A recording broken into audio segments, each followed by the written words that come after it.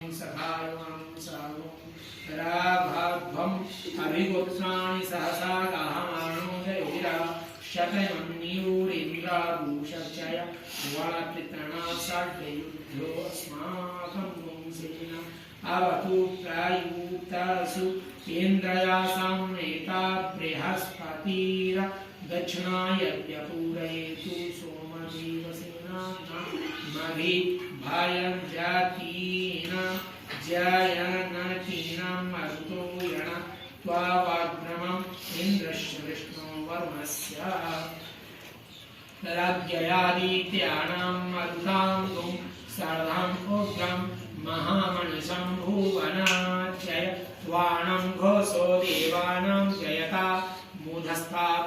ऊदधर्षया माघवण नायुधानं जुतो शत्वानां ममतानां मां गुंसि ऊदपितहन वादिनं वादिनान्यन्तु घोषास्माकं इन्द्रं सनस्तेषु द्वदेष्वस्माकं केशवस्ता जयन्तुष्माकं वीरा उत्तरे भवनत्वा वत्समां देवा